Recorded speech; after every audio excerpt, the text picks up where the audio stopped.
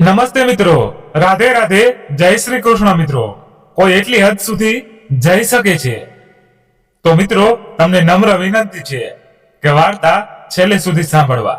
તો ચાલો સાંભળીએ. વૃદ્ધ માતાને છેલ્લી અવસ્થામાં કેન્સર થયું. દીકરાઓએ ઈલાજ કરાવવાને બદલે તેને ઘરના આંગણામાં જીવતી દાટી દીધી અને પોતે શહેરના કામે ચાલ્યા ગયા. ત્રણેય ખૂબ પૈસા કમાયા, લગ્ન પણ કર્યા. પરંતુ એક દિવસ જ્યારે ધંધો સાવ બરબાદ થઈ ગયો ત્યારે તેમણે વિચાર્યું કે હવે માતાની જમીન વેચી દઈએ. આ ઈરાદાથી તેઓ પોતાના ગામના ઘરે પહોંચ્યા. પરંતુ ત્યાં પહોંચીને જોયું તો જૂના ખંડેરની જગ્યાએ એક શાનદાર બંગલો ઊભો હતો. જ્યારે દરવાજો ખુલ્યો ત્યારે તેમના મોં આશ્ચર્યથી ખુલ્લા રહી ગયા. મિત્રો, આ કોઈ વાર્તા નથી, પરંતુ એક સત્ય ઘટના છે જેના પર અમને પણ વિશ્વાસ નહોતો થયો. પરંતુ જ્યારે તેની પુષ્ટિ થઈ ત્યારે અમે વિચાર્યું કે આ સત્ય તમારા સુધી જરૂર પહોંચાડવું જોઈએ, જેથી સમજી શકાય કે માનવતા કેટલી હદે મરી પરવારી છે. આ ઘટના સાંભળીને તમે હેરાન થઈ જશો કે શું આવું પણ થઈ શકે છે. આ વાર્તા મને ખુદ એક આરોપીએ સંભળાવી છે. ચાલો તેની જુબાનીમાં સાંભળીએ. અમારાથી વધારે લાલચુ કદાચ આ દુનિયામાં કોઈ ન હતું. આજે પણ અમે અમારી લાલચને સંતોષવા માટે તે ઘર તરફ જઈ રહ્યા હતા. રસ્તામાં અંદરો અંદર વાત કરી રહ્યા હતા કે હવે તો ઘર ખંડેર બની ચૂક્યું હશે, કોઈને થોડા પૈસા આપીને દેખરેખ કરાવી લઈશું. હવે તો જમીનની કિંમત આસમાને આવવાની છે. અમે ઝઘડી રહ્યા હતા કે ઘરની હાલત કેવી હશે, પરંતુ જ્યારે અમે ત્યાં પહોંચ્યા તો હેરાન રહી ગયા. તે ઘર જેવું લાગી જ નહોતું રહ્યું. અમે જે શહેરમાં દાખલ થયા ત્યાં એક કબર બનેલી હતી. તેને જોઈને અમે વધુ ચોંકી ગયા. પરંતુ જ્યારે કબર પર લખેલી વાત વાંચી ત્યારે અમારી હાલત બગડી ગઈ એવું લાગી રહ્યું હતું. જાણે શ્વાસ રોકાઈ જશે. ત્યાં જ અચાનક કોઈ એક ખંભા પર હાથ મૂક્યો અને અમારી બચેલી હિંમત પણ જતી રહી. કારણ કે જેને અમે દફનાવી હતી તે જ કબરની બહાર ઊભી હતી. મારું નામ સાદિદ છે. મારા બે મોટા ભાઈઓ હતા. હું સૌથી નાનો હતો, પરંતુ સૌથી વધુ બગડેલો અને સૌથી લાડકો. પણ જ્યારે હું 12 વર્ષનો હતો મારા પિતાજીનું નિધન થઈ ગયું. તેમણે અમારા માટે એક બહુ મોટી વીમા પોલિસી કરાવી રાખી હતી. વીમાની રકમ અમને જ મળવાની હતી. પિતાજીના મોતની ખબર અમારા જીવનમાં સુનકાર બનીને છવાઈ ગઈ. થોડા દિવસો સુધી રોવા ધોવા પછી વીમા કંપનીમાંથી જ્યારે ચેક આવ્યો ત્યારે ઘરનું વાતાવરણ એકદમ બદલાઈ ગયું. માતાએ તે ચેક બહુ વાર સુધી હાથમાં લીધો અને તેની આંખોમાંથી આંસુ વહેવા લાગ્યા. તેણે કહ્યું, તમારા પિતાજી જતા જતા પણ તમારા માટે ઘણું બધું છોડી ગયા. આ ઘર તમારા નામે કરી ગયા અને આ પૈસા પણ તમારી જિંદગી સવારવા માટે છોડ્યા છે. માતાની આંખોમાં કૃતજ્ઞતા હતી, અવાજમાં શ્રદ્ધા હતી, પરંતુ અમને તે સમયે તે ભાવનાની કિંમત સમજાઈ નથી. કદાચ એટલે કે કૃતજ્ઞતા જેવી ભાવના અમારા સ્વભાવમાં હતી જ નહીં. મોટા ભાઈએ માતાની વાત સાંભળીને બહુ બેરુખીથી કહ્યું, જો પિતાજીએ કંઈક કરી પણ દીધું તો તેમાં શી મોટી વાત છે. દરેક પિતા પોતાના સંતાન માટે કંઈક ને કંઈક કરે છે, તેમાં કોઈ મહાનતા નથી. માતાનો ચહેરો એક પળ માટે બુઝાઈ ગયો, જેણે કોઈએ તેના દિલને ઠેસ પહોંચાડી હોય. પરંતુ તેણે કંઈ કહ્યું નહીં, બસ નજરો નીચી કરી લીધી. અને તે ચેક જેને થોડી વાર પહેલા તે પ્રેમથી જોઈ રહી હતી તકિયા નીચે મૂકી દીધો. તે દિવસ પછી માતા ચૂપચાપ રહેવા લાગી. અમે ત્રણેય ભાઈઓ પોતપોતાના કામમાં લાગી ગયા હતા. કોઈ મોટો નોકરીવાળો ન હતો.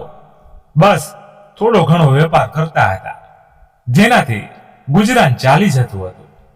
તે ઘર જેને પિતાજી અમારા નામે કરી ગયા હતા, અમને ક્યારેય ગમ્યું ન હતું. ગામ એટલું પછાત અને જૂનું હતું કે ત્યાં જવું એવું લાગતું જાણે સમયના અંધારા કૂવામાં ઉતરી રહ્યા હોય. શહેરના સપના આંખોમાં વસેલા હતા, પરંતુ સચ્ચાઈ એ જ હતી કે અમે એક એવી જગ્યાએ ઘરના માલિક હતા જ્યાંથી જમીનની કિંમત છેલ્લા 10 વર્ષમાં 1 ઇંચ પણ વધી ન હતી. ન કોઈ સ્કૂલ હતી, ન કોઈ હોસ્પિટલ, ન વીજળીની વ્યવસ્થા હતી, ન પાકા રસ્તા. બસ તૂટેલી ફૂટેલી દિવાલો હતી, જે અંદર અમારી જિંદગી બંધ હતી. પિતાજીએ જે ઘર અમારા નામે કર્યું હતું તેમાં અમને કોઈ અહેસાન મહેસૂસ નહોતો થતો. બસ ગરીબીની બદલું આવતી હતી. તે ઘર વેચવા પર પણ કોઈ મોટો ફાયદો નહોતો થતો અને સમારકામ વિના કોઈ ખરીદવા તૈયાર પણ નહોતું. આવા સમયે અમે ત્રણેય ભાઈઓ અવારનવાર વિચારતા હતા કે જો માતા ન હોત તો અમે ક્યારનાય અહીંથી જતા રહ્યા હોત. શહેરમાં જઈને કોઈ ભાડાનો ફ્લેટ લઈ લે, મહેનત કરત, રોજ કમાત અને કદાચ જિંદગી સારી થઈ જાય.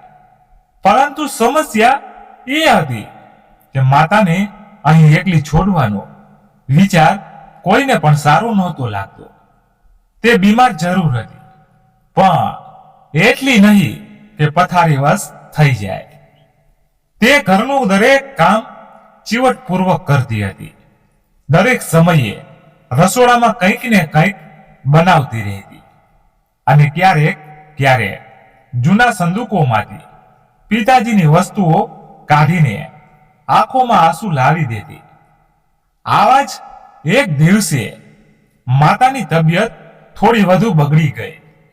શરીરમાં એટલી કમજોરી હતી કે તે સહારા વિના ચાલી પણ શકતી ન હતી. શ્વાસ લેતા હાંફી જતી હતી. અમે વિચાર્યું કે કોઈ સામાન્ય બીમારી હશે, તાવ કે કમજોરીથી દવાથી ઠીક થઈ જશે. પરંતુ જ્યારે 2 દિવસ વીતી ગયા અને હાલત બગડી ગઈ, ત્યારે નાના ભાઈએ કહ્યું કે માતાની પૂરી તપાસ કરાવવામાં આવે.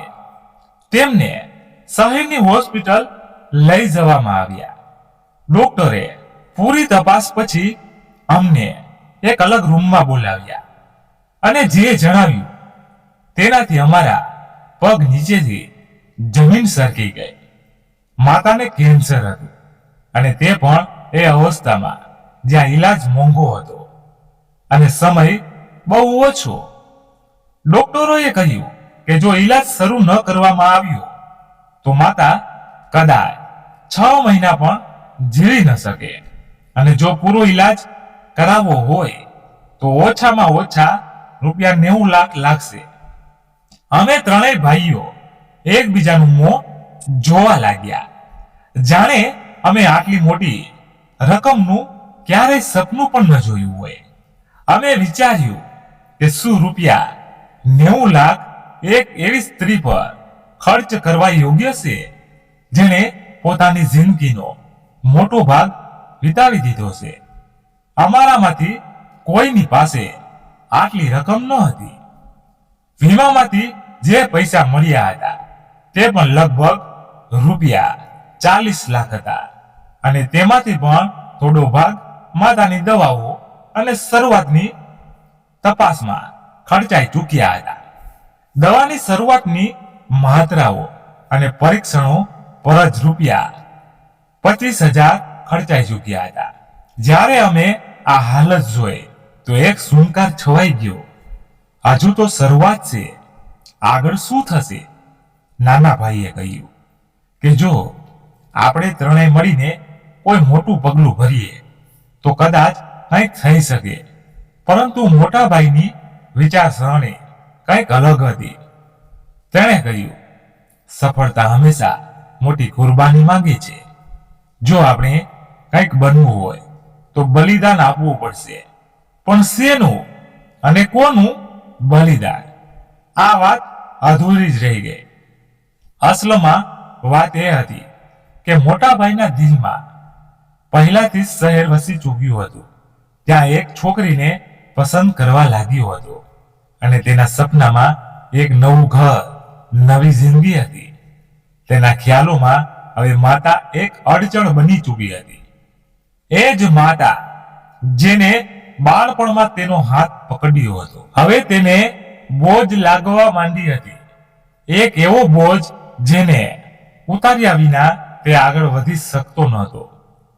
તે વારવાર અમને કહેતો, જો તમે લોકો ઈચ્છો છો કે જિંદગીમાં કંઈક હાંસલ કરો તો દિલને સખત બનાવવું પડશે.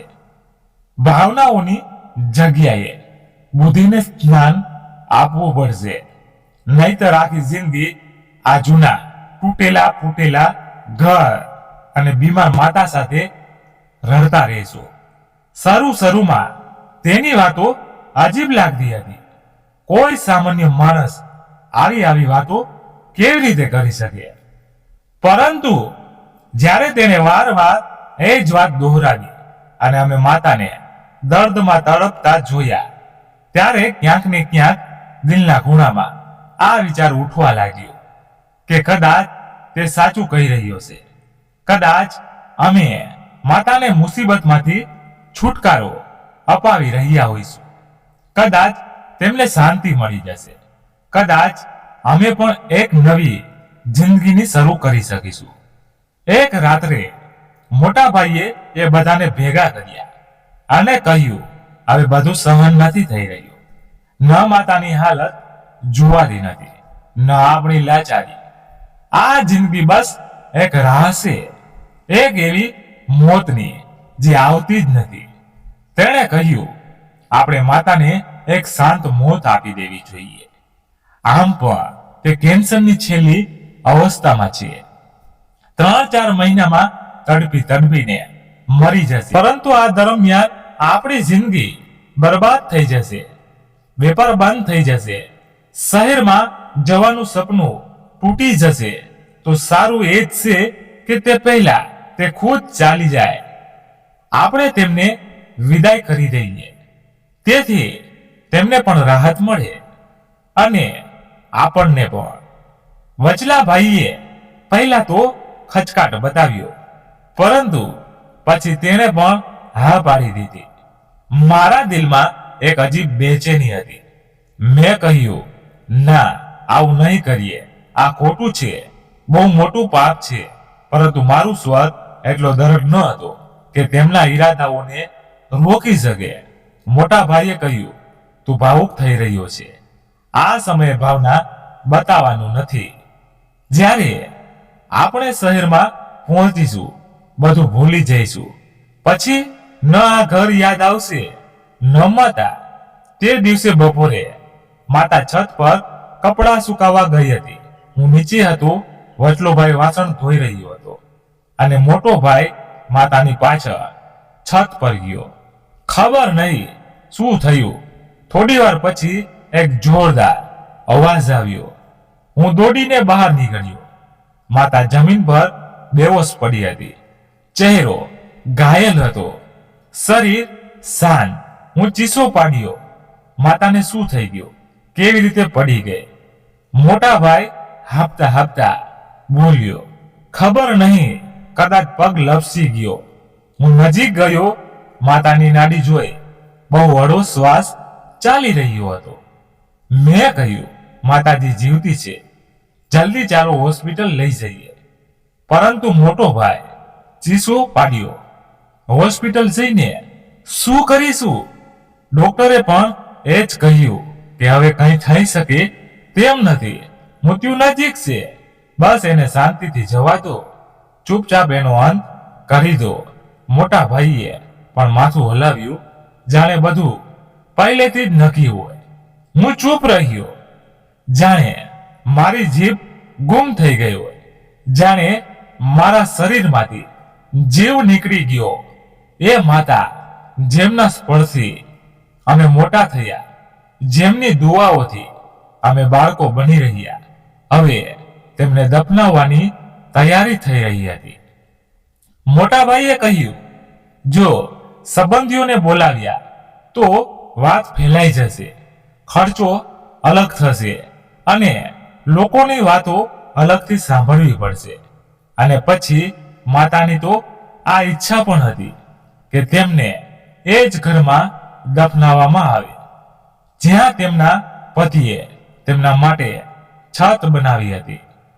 તે વારંવાર કહેતી હતી, જ્યારે હું મરી જાઉં ત્યારે મને આ જ આંગણામાં દફન કરજો, જામે આખી જિંદગી મારા બાળકોની રાહ જોઈ.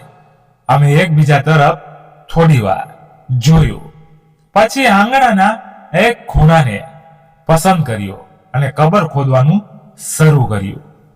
જ્યારે માટી હટી રહી હતી ત્યારે મને દરેક જોગા સાથે એવું લાગતું હતું જાણે માતા શ્વાસ લઈ રહી હોય, જાણે તે અમારાથી કંઈ કહેવા માંગતી હોય. પરંતુ અમે કંઈ સાંભળ્યું નહીં. અમે તેમના ચહેરા પર સફેદ ચાદર નાખી દીધી અને તેમને તે સાંકડી કબરમાં ઉતારી દીધા. મેં ફરી કહ્યું, માતા જીવતી છે, જો તેમના હોઠ હલી રહ્યા છે, તે શ્વાસ લઈ રહી છે. પરંતુ મારા ભાઈઓએ કહ્યું, આ તારો ભ્રમ છે, તારો ડર છે, તારી કમજોરી છે, છોડે ને, માતા હવે આ દુનિયામાં નથી રહી. આ બધું તારી આંખોનો ધોકો છે. અને અમે અમારી માતાને જીવતી દફનાવી દીધી. ન કોઈને બોલાવ્યા, ન કોઈ અંતિમ ક્રિયા કરી, ન કોઈ પંડિતને બોલાવ્યા. બસ કબરને બંધ કરી દીધી અને ઘરનો દરવાજો ઉપર તાળું મારી બંધ કરી દીધો. અને અમે ત્રણેય શહેર તરફ રવાના થઈ ગયા. 2-4 દિવસ દિલ બહુ ભારે રહ્યું. રાતોની ઊંઘ આરામ થઈ ગઈ. માતાનો અવાજ કાનોમાં ગૂંજતો હતો, જાણે તે પોકારી રહી હોય, જાણે તેમની આંખો હજુ પણ આંગણાની માટીના કેદ હોય.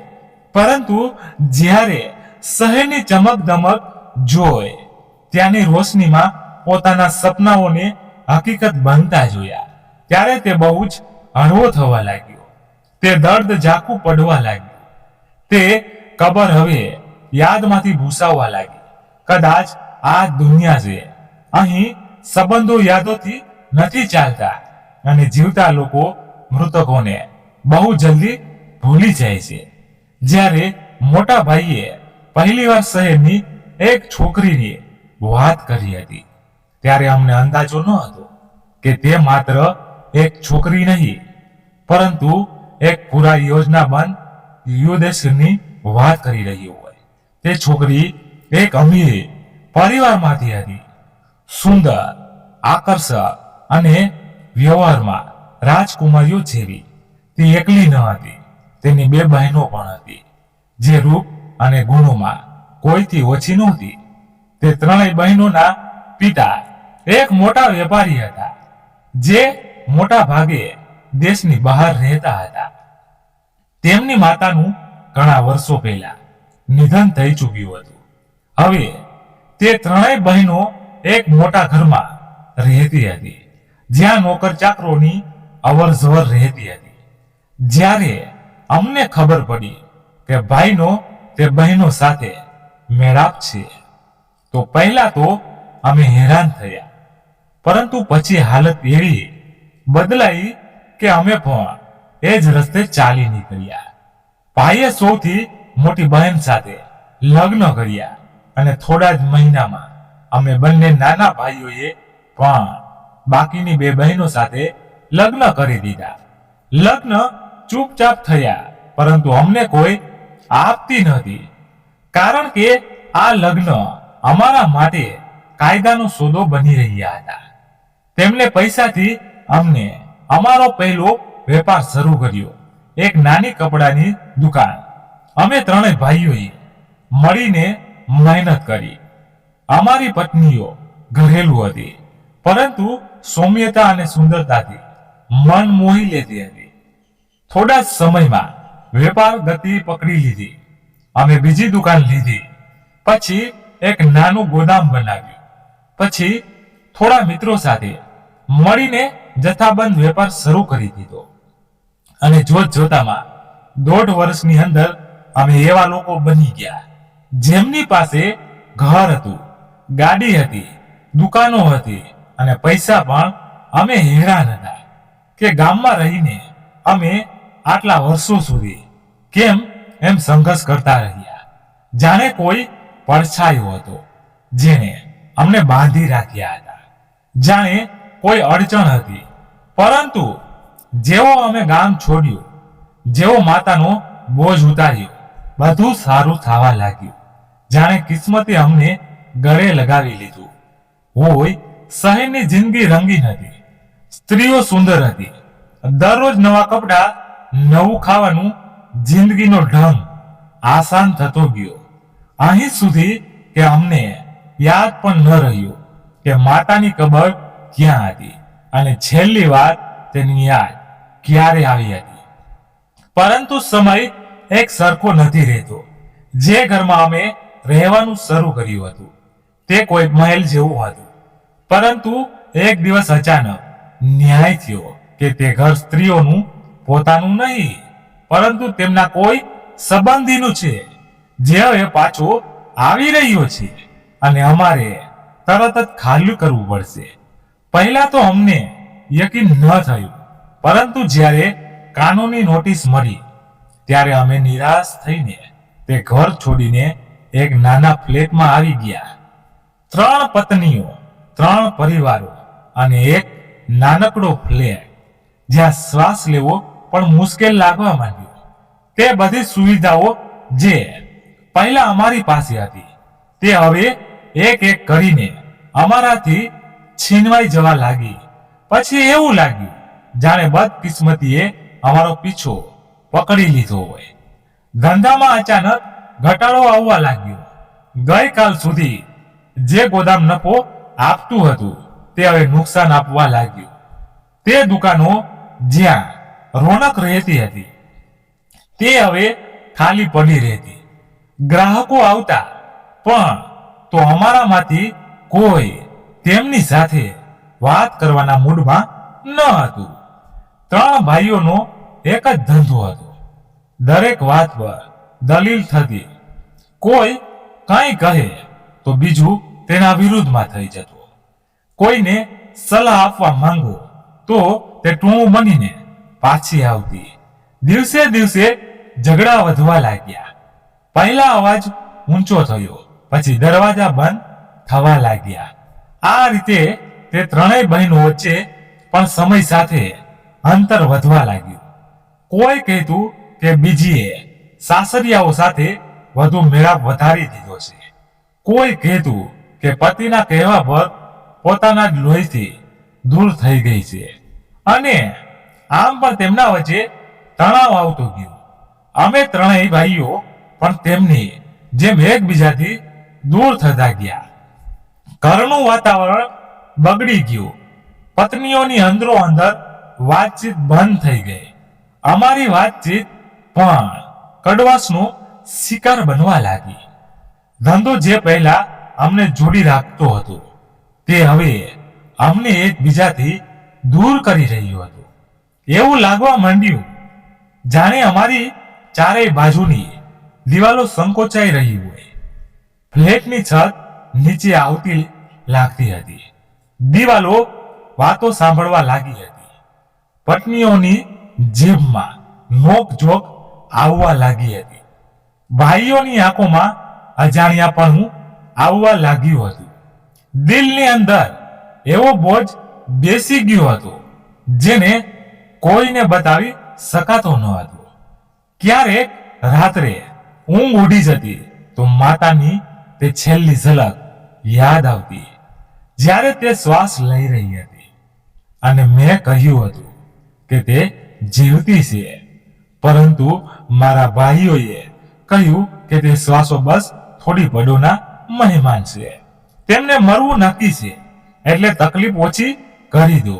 અને હવે જ્યારે પણ કોઈ બીમારને મળતા જોઉં છું તો લાગે છે કે કદાચ માતા પણ આ જ તકલીફમાં હતી, પરંતુ અમે તેમને દફનાવી દીધા, જીવતા દફનાવી દીધા. ક્યારેય દિલ કરે છે કે ચીસો પાડી પાડીને કહી દઉં કે અમારાથી બહુ મોટી ભૂલ થઈ ગઈ છે, પરંતુ પછી દિલમાં એક ડર સમાઈ જાય છે કે જો આ રહસ્ય ખુલી ગયું તો બધું ખતમ થઈ જશે, પછી તે ધંધો પણ નહીં બચે. હવે માત્ર કાગળો પર બાકી છે, તે ઇજ્જત પણ ખતમ થઈ જશે જે ક્યારેક કોઈની નજરોમાં હતી. પછી એક દિવસ મોટો ભાઈ, જે ક્યારેય સૌથી મજબૂત હતો, તો ભાંગી પડ્યો. તેણે મને કહ્યું, લાગે છે માતાની બદદુઆ લાગી ગઈ છે. તેણે જે છેલ્લી નજર અમારા પર નાખી હતી તે જ હવે અમને ભાડી રહી છે. તેની પાસે શબ્દો ન હતા, પરંતુ તેની આંખોમાં જે સવાલ હતો તે હવે મારા સપનામાં આવે છે. જાણે માતા પૂછતી હોય, તમને મારી એક શ્વાસ જીવવાનો બોજ લાગી રહ્યો હતો. શું મેં તમને એટલે ઉછેર્યા હતા કે તમે મને જીવતી દફનાવી દો? એક દિવસ અમે ત્રણેય ભાઈઓએ મળીને આ નિર્ણય લીધો કે કદાચ હવે એકબીજાથી અલગ થઈ જવું સારું રહેશે, કારણ કે સાથે રહેતા અમે એકબીજા માટે ઝેર બની ચૂક્યા હતા. વેપાર તો આમ પણ સમાપ્ત થઈ ચૂક્યો હતો. હવે જે કંઈ બચ્યું હતું તે પણ વિખાઈ રહ્યું હતું. કોઈ પણ કોઈની વાત સાંભળવા તૈયાર નહોતું. પત્નીઓ પોતાના બાળકોને લઈને અલગ રહેવા લાગી. અંદરો અંદર વાતચીત બંધ થઈ ગઈ. દિલમાં એવો ખાલીપો પેદા થઈ ગયો હતો જે ભરવાનું નામ નહોતો લઈ રહ્યો. બધું તૂટી ચૂક્યું હતું. અલગ અલગ રહેવા પછી અહેસાસ થયો કે એકલતા માત્ર રૂમોમાં નહીં પરંતુ દિલમાં પણ ઉતરી ચૂકી છે. વેપાર પહેલેથી જ પૂરી રીતે નષ્ટ થઈ ચૂક્યો હતો. હવે એક બીમારીએ કમર તોડી નાખી હતી. જે પત્નીઓ ક્યારેક દોલત અને ક્યારેક આરામના સપના લઈને આવી હતી, તે હવે દિવસભર ટોણા મારવામાં લાગેલી રહેતી હતી. બાળકો સવાલ કરતા હતા, પહેલા આટલું બધું હતું, હવે આપણે ક્યાં આવી ગયા? અને આ સવાલનો જવાબ કોઈની પાસે ન હતો. તે જ દિવસે મોટા ભાઈએ બધાને બોલાવ્યા અને કહ્યું, હવે સમય આવી ગયો છે કે આપણે તે નિર્ણય લઈએ જે બહુ પહેલા લઈ લેવો જોઈતો હતો. ગામની જમીન અને જૂનું ઘર વેચી દઈએ. જે પૈસા મળશે તેને અંદરો અંદર બરાબર વહેંચી લઈશું અને પછી પોતપોતાના રસ્તાઓ ખુદ નક્કી કરીશું. અમને પણ લાગ્યું કે આ વાત સમજદારી ભરેલી છે, કારણ કે હવે સાથે રહીને કંઈ હાંસલ નહોતું થઈ રહ્યું. તો કેમ ન અલગ અલગ પોતાની કિસ્મત અજમાવીએ? એક જૂની જીપ બુક કરાવવામાં આવી. ત્રણેય ભાઈઓ પોતાની પત્નીઓ અને બાળકોને લઈને રવાના થયા. પત્નીઓએ કહ્યું, તમને પણ ગામ બતાવીએ જ્યાં અમે મોટા થયા. થોડી યાદો તમારી સાથે વહેંચીશું. કદાચ દિલ હળવું થઈ જાય અને થોડો પ્રવાસ પણ થઈ જશે. શહેરના ઘોંઘાટમાંથી નીકળીને ખેતરો તરફ સફર શરૂ થઈ. રસ્તા પર સૌ જૂની વાતો કરતા હતા. બાળપણના રમતો, બાળપણની લડાઈઓ, તે ડાળી જેના પર ચડીને માતા બોલાવતી તો પણ નીચે ન ઉતરતી તા, તે ગલીઓ જ્યાં રમતા રમતા સાંજ થઈ જતી હતી. વાતોમાં એક ભાઈએ કહ્યું, ઘર તો ઘણું જૂનું થઈ ગયું હશે, ગંદુ પણ હશે, સફાઈ પણ કરવી પડશે. બીજાએ કહ્યું, અહીં તો કોઈ હોટલ પણ નથી, રાત ક્યાં વિતાવીશું? મોટા ભાઈએ કહ્યું, ચિંતા ન કરો, પહેલા ત્યાં પહોંચી તો લો. કંઈક ને કંઈક થઈ જ જશે. જ્યારે ગાડી ગામ પાસે પહોંચી ત્યારે સૌની નજરો બારીઓમાંથી બહાર હતી. દરેકની આંખોમાં જૂની યાદો તરી રહી હતી. પરંતુ જેવી પોતાની ગલીમાં વળ્યા, સૌના ચહેરા પર મૂંઝવણ આવી ગઈ. એક પળ માટે એવું લાગ્યું જાણે અમે ખોટી જગ્યાએ આવી ગયા છીએ. ત્યાં તો કંઈ પણ ન હતું જે અમારી યાદોમાં હતું. ન તે નાનું માટીનું ઘર, ન પીપળાનું ઝાડ, ન તૂટેલી ખાટલી, બધું ગાયબ હતું. ત્યાં હવે એક ઊંચી ઊંચી 3 માળની ઇમારત ઊભી હતી. જાણે કોઈએ એ જમીન પર કબજો કરીને એક નવો મહેલ ઊભો કરી દીધો હોય. જો દરવાજા પાસે તે જૂનું પીપળાનું ઝાડ ન હોય તો કદાચ અમે માની જ ન શકત કે આ તે જગ્યા છે જ્યાં અમે ક્યારેક રહેતા હતા. દિલના ધબકારા તેજ થઈ ગયા. જેવી ગાડીમાંથી ઉતર્યા, સૌની નજરો એકબીજાને સવાલ કરી રહી હતી. ઘરનો નકશો બદલાઈ ચૂક્યો હતો. દરવાજો ખુલ્લો હતો. કદાચ કોઈ અંદર હતું. અમે ખચકાતા અંદર ગયા. જેવો અંદર પગ મૂક્યો, સામેનું દ્રશ્ય જોઈને દિલના ધબકારા એક પળ માટે થંભી ગયા.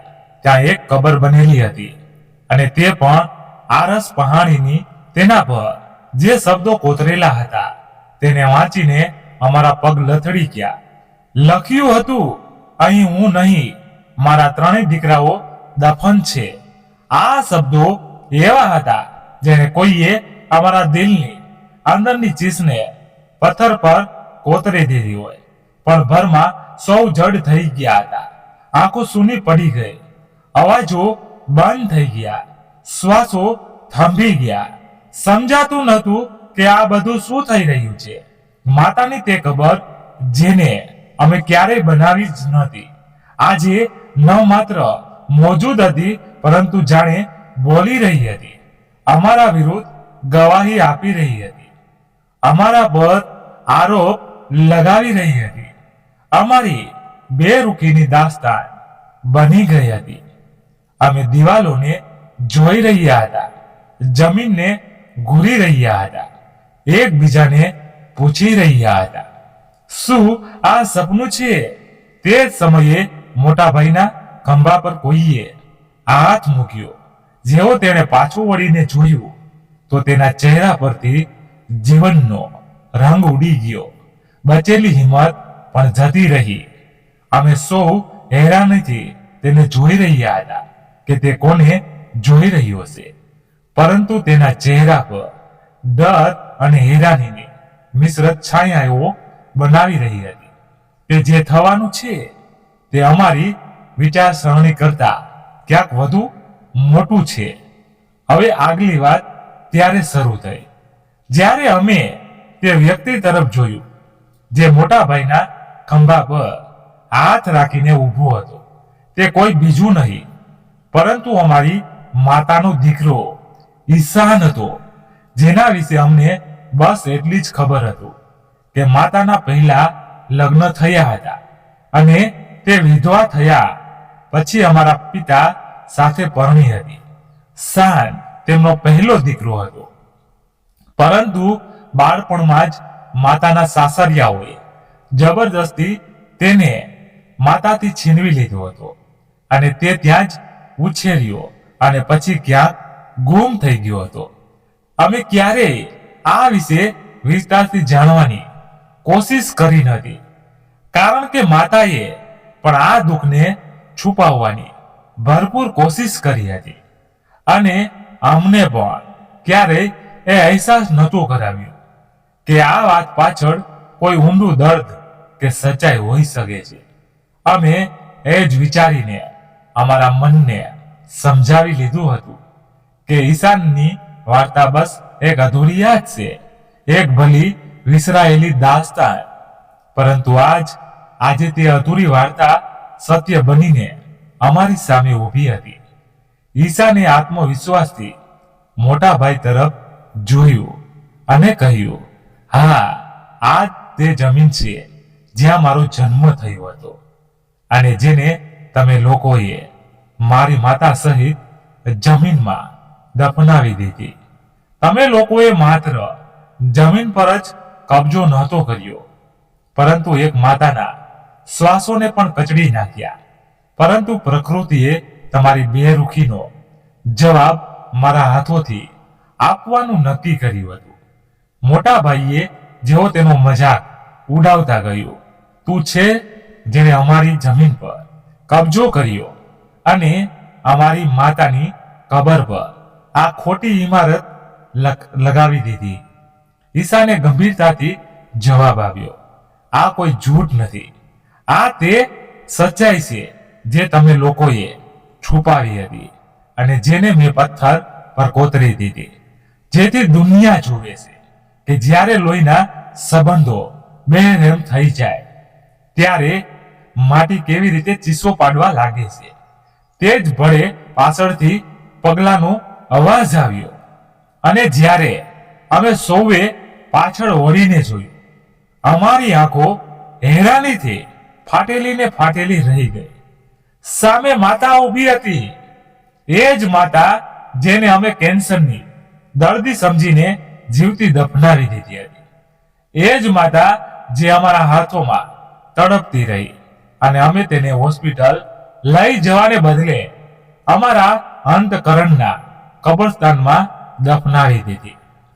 હવે એ જ માતા અમારી સામે ઊભી હતી, સ્વસ્થ, સુંદર અને શાંત. તેમના ચહેરા પર ન તો કોઈ નફરત હતી, ન કોઈ ગુસ્સો, બસ એક અજીબ ઉદાસી હતી જે અમારા છાતીમાં કાંટાની જેમ ખૂંચી રહી હતી. માતાએ નરમાઈથી કહ્યું, તમે લોકો મને મરેલી સમજીને ચાલ્યા ગયા, પરંતુ તે સમયે ઈશાન પાછો આવ્યો. તે મને મળવા આવ્યો હતો. જ્યારે તેને મારી હાલત જોઈ તો મને કબરમાંથી કાઢી હોસ્પિટલ લઈ ગયો, મહિનાઓ સુધી ઈલાજ કરાવ્યો અને મોતમાંથી છીનવીને મને ફરીથી જિંદગી આપી. પછી મેં નક્કી કર્યું કે જે દીકરાએ માતાને જીવતી દફનાવી દીધી તેનાથી સારો દીકરો છે જેણે માતાને મોતના મુખમાંથી કાઢીને જીવન આપ્યું. મેં બધી સંપત્તિ, બધી જમીન ઈશાનના નામે કરી દીધી અને આજે હું તેની સાથે છું. હું તેના બાળકો સાથે રહું છું જે મને નાની કહે છે. તમે લોકો અહીં શું લેવા આવ્યા છો? ચાલ્યા જાઓ અહીંથી. અમારા મોટા ભાઈને હજુ પણ ગુસ્સો આવી ગયો. તેમણે કહ્યું, તમે કોણ છો? અમારી સંપત્તિ કોઈ બીજાને આપવા વાળા. આ અમારો અધિકાર છે, આ અમારો હિસ્સો છે, આ અમારા પિતાનું ઘર છે. આના પર માતાએ એક જોરદાર થપ્પડ મારી અને કહ્યું, પિતાનું ઘર તો તે હોય છે જ્યાં દીકરા માતાને દફનાવાને બદલે બચાવે છે. જે ઘરમાં સંતાનો બેરહમ હોય છે ત્યાં દિવાલો પણ રડે છે. ઈશાન પણ ચૂપ ન રહ્યો. તે આગળ વધ્યો અને તેણે પણ મોટા ભાઈને થપ્પડ મારી અને કહ્યું, હવે બોલ, તને તારી જમીન વહાલી છે કે તારી માતાનો જીવ, જેને તે ખુદ કબરમાં ધકેલી દીધો. અમે સૌ સ્તંભ થઈ ગયા. અમે પહેલી વાર માતાના ચહેરા પર તે ભાવ જોયા, દર્દ, ગુસ્સો, લાચારી અને એક ઊંડી નિરાશા જે અમે પહેલા ક્યારેય જોયા ન હતા. માતાએ અમને ધમકાવતા કહ્યું, જો હું ઈચ્છું તો પોલીસને બોલાવી શકું છું, કારણ કે તમે લોકોએ મારા પર જીવલેણ હુમલો કર્યો હતો. મેં તમને જીવતા છોડી દીધા કારણ કે હું તમારી જન્મ આપનારી માતા છું. પરંતુ હવે તમારા માટે મારા દિલમાં કંઈ બચ્યું નથી. તમે તમારી માતાને દફનાવી અને આજે તે માતા તમને પોતાની જિંદગીમાંથી કાઢી રહી છે. જાઓ અહીંથી, નહીતર કાયદાને યાદ કરાવીશ કે કેવી રીતે તમે લોકોએ મારા પર અત્યાચાર કર્યો હતો. ઈશાને અમારી તરફ તિરસ્કારથી જોયું અને કહ્યું, હા, બોલાવો પોલીસને. તમને લાગે છે તમે બચી જશો? આ જમીન હવે મારી છે. હું આ વિસ્તારનો સહાયક ઉપનિરીક્ષક SSI છું. તમારા કૃત્યો મારી પાસે રેકોર્ડમાં છે. હું તમને જેલની હવા ખવડાવી દઈશ. આ સાંભળીને અમારા પગ નીચેથી જમીન સરકી ગઈ. આંખોમાંથી શરમના આંસુ વહેવા લાગ્યા. જીભ ગુંગી થઈ ગઈ. માતાના ચરણોમાં પડવાની પણ હિંમત ન થઈ. અમે એકબીજા તરફ જોયું અને ચૂપચાપ રડી પડ્યા. અમે મોઢું લટકાવીને અમારી પત્નીઓ અને બાળકો સાથે ગાડીમાં બેસીને પાછા ફર્યા.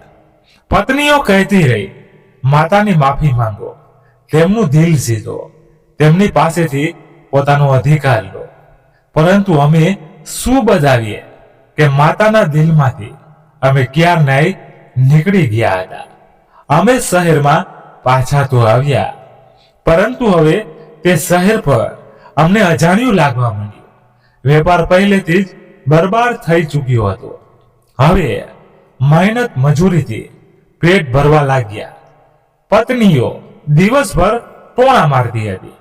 બાળકો ફરમાઈશો કરતા હતા, પરંતુ અમે ચૂપચાપ રહેતા હતા. કારણ કે અમને ખબર હતી કે અમારી જિંદગીની બરબાદી કોઈ બીજાના કારણે નહીં, અમારી પોતાની નાફરમાનીની સજા છે. જે દિવસે અમે માતાને કબરમાં ઉતારી હતી, તે જ દિવસે અમારી કિસ્મતમાં દફન થઈ ગઈ હતી.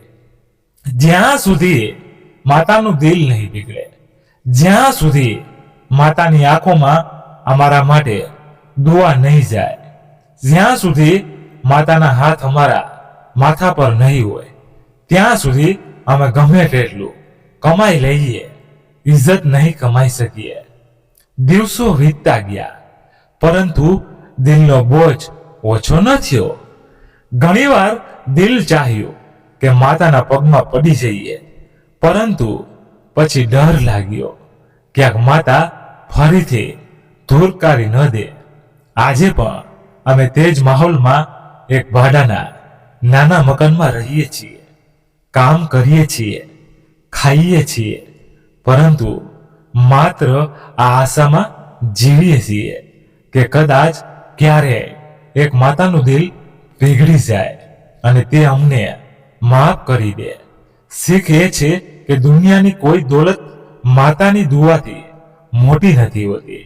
માતાના ચરણો નીચે સ્વર્ગ આ માત્ર એક કહેવત નથી, પરંતુ એક સચ્ચાઈ છે. જેણે આ સમજ્યું તેણે આ દુનિયામાં પણ સફળતા મેળવી અને પરલોકમાં પણ. અમે માતાની આંખોમાં આંસુ જોયા હતા, પરંતુ આ આંસુઓના બદલામાં અમને ક્યારે શાંતિ ન મળી અને કદાચ હવે ક્યારે મળશે પણ નહીં. કારણ કે જ્યારે માતાનું દિલ તૂટી જાય છે, ત્યારે દુનિયાની બધી કોશિશો પણ તેને ફરીથી જોડી શકતી નથી. માતા તે હસ્તી છે જે રાતો જાગીને પોતાના બાળકોની ઊંઘની રક્ષા કરે છે, જે ભૂખી રહીને પણ પોતાના બાળકોનું પેટ ભરે છે, જે પોતાના દુઃખ છુપાવીને માત્ર ખુશીઓ આપે છે. પરંતુ આપણે અવારનવાર તે જ માતાની નજરઅંદાજ કરીએ છીએ, તેમની કુરબાનીઓને ભૂલી જઈએ છીએ. ભગવાન પણ પોતાના પ્રેમને માતાના પ્રેમ સાથે સરખાવે છે અને ફરમાવે છે, હું મારા બંધાઓને માતાઓ કરતા વધુ પ્રેમ કરું છું. આ સરખામણી માતાના દરજ્જાને સમજવા માટે પૂરતી છે.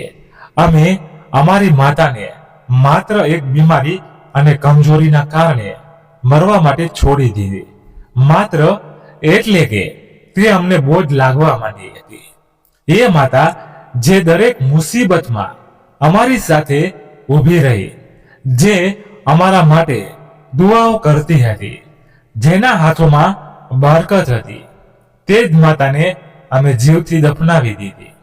પરંતુ કુદરતે તે માતાને એક એવા દીકરા દ્વારા બચાવી લીધી, જેને ક્યારેક પોતાનાઓથી અલગ કરી દેવામાં આવ્યો હતો, જેને માતાનો ખોળો છીનવાઈ જવાનું દર્દ સહેલું પડ્યું હતું. તેમ છતાં તેને બદલો ન લીધો. તેને સેવા કરી, પ્રેમ આપ્યો, વફાદારી નિભાવી અને શરમજનક છીએ, પરંતુ હવે માત્ર શબ્દો જ બચ્યા છે. માફી પણ ઓછી પડી ગઈ છે. માતાની નારાજગી એવી હોય છે જે ન દુનિયામાં ચેન આપે છે, ન આખરતામાં મુક્તિ. અમારી વાર્તા દરેક દીકરા માટે એક શીખ છે. ક્યારેય તે માતાને ન છોડો જેને તમને જન્મ આપ્યો, ઉછેર્યા. તમારા માટે આખી દુનિયા સાથે લડી જો. જિંદગીમાં કંઈક સારું ઈચ્છો છો તો માતાની સેવા કરો, તેના પગ ચૂમો, તેની દુઆ લો. નહીંતર એક દિવસ એવો પણ આવી શકે છે જ્યારે પસ્તાવા સિવાય કંઈ ન બચે. તો મિત્રો, વાર્તા અહીં સમાપ્ત થાય છે. તમને વાર્તા કેવી લાગી એ કોમેન્ટ કરીને જણાવી દેજો. અને વાર્તા પસંદ આવી હોય તો લાઈક કરી તમારા વધુમાં વધુ મિત્રો સાથે શેર અવશ્ય કરજો. અને હા, આપણે આ ચેનલ પર નવા છો તો ચેનલને સબસ્ક્રાઇબ જરૂરથી કરજો, એટલે તમને નવી નવી વાર્તાઓ સાંભળવા મળતી રહે. ધન્યવાદ. ફરી મળીએ નવી વાર્તા સાથે. ત્યાં સુધી તમારા પરિવાર સાથે ખુશખુશાલ રહો. જય હિન્દ, જય ભારત.